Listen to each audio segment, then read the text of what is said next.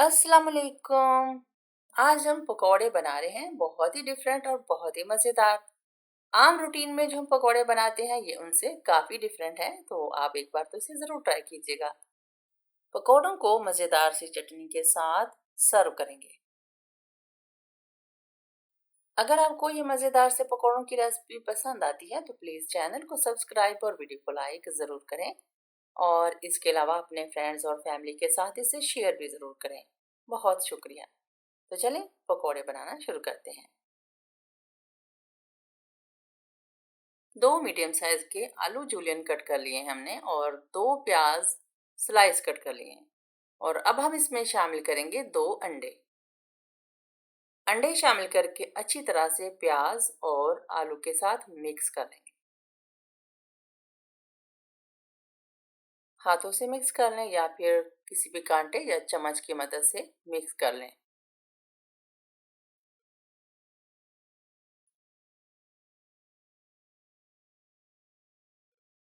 आलू के पकौड़े की ये रेसिपी बहुत ज़बरदस्त बनती है।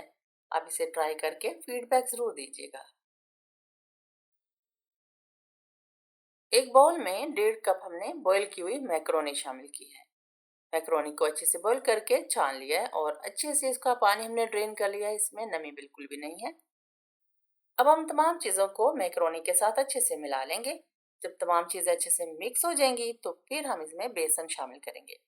टोटल इसमें 1.5 कप बेसन का इस्तेमाल करेंगे। 1.5 कप बेसन एक साथ इस्तेमाल नहीं करेंगे, पहले हम 1 कप बेसन इस्तेमाल करेंगे और साथ इसमें 2 टीस्पून कुटी लाल मिर्च शामिल कर देंगे। लाल मिर्च पाउडर 1.5 टीस्पून शामिल करेंगे। हल्दी हाफ टी स्पून शामिल करेंगे। नमक 2 टीस्पून शामिल कर देंगे। हरी मिर्चों को चॉप करके या क्रश करके 1 टेबलस्पून शामिल कर देंगे। साबुत जीरा इसमें 1 टीस्पून शामिल करेंगे। साबुत धनिया 1 टीस्पून शामिल कर देंगे।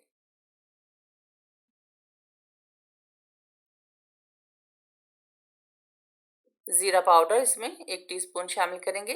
धनिया पाउडर 2 टीस्पून शामिल कर देंगे। 1 टेबलस्पून कसूरी मेथी शामिल करेंगे। थोड़ा सा हरा धनिया डाल के तमाम चीज़ों को मिला लेंगे। तमाम ड्राई इंग्रेडिएंट्स को पहले अच्छे से मिला लेंगे और फिर हमने इसमें पानी शामिल करना है। 1 कप बेसन को हमने अच्छी तरह से मिक्स कर लिया है, तो अब हम हाफ कप बेसन और शामिल करेंगे, उसे भी मिला लेंगे।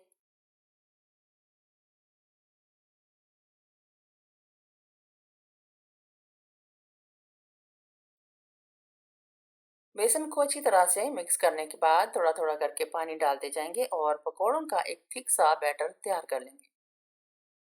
एकदम से अगर हमने बहुत ज़्यादा पानी डाल दिया तो ये जो बैटर है वो बहुत ज़्यादा पतला हो जाएगा।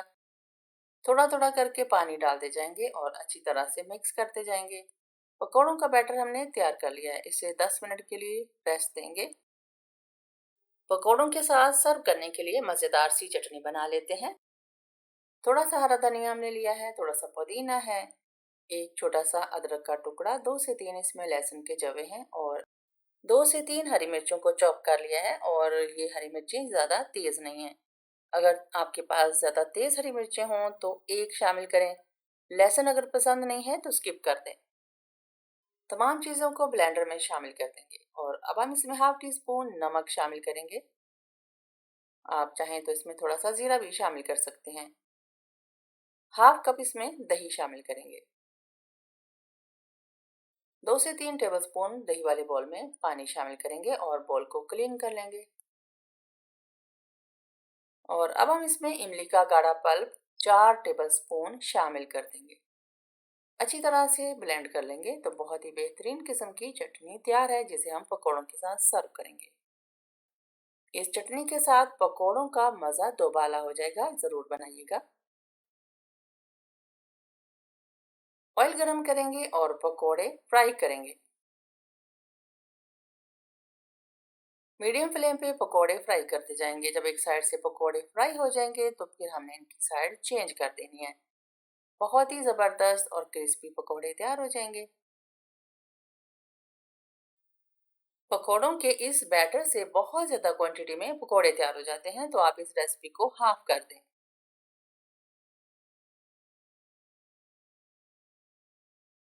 अगर आपको रेसिपी अच्छी लगी हो तो प्लीज़ चैनल को सब्सक्राइब और वीडियो को लाइक ज़रूर करें, और इसके अलावा अपने फ्रेंड्स और फैमिली के साथ इसे शेयर भी ज़रूर करें।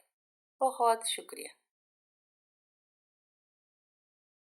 एक साइड से पकोड़े अच्छे से फ्राई हो गए हैं, तो हमने इनकी साइड चेंज कर दी है। दूसरी तरफ से भी अच्छे से फ्राई हो चुके हैं और अब इनके ऊपर कलर आना शुरू हो गया है।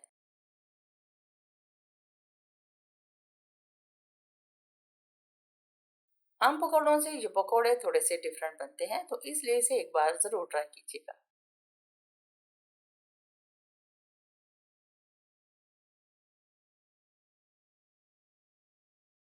पकौड़े बहुत ही अच्छे से फ्राई हो चुके हैं। अब हम इनको ऑयल से निकाल लेते हैं और गर्मा गर्म सर्व करेंगे।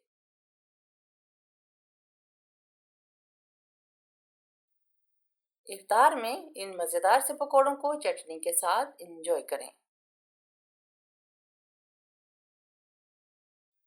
मिलते हैं हेल्दी, टेस्टी और ज़बरदस्त रेसिपी के साथ। अपना बहुत सारा ख्याल रखिएगा। अल्लाह हाफिज़।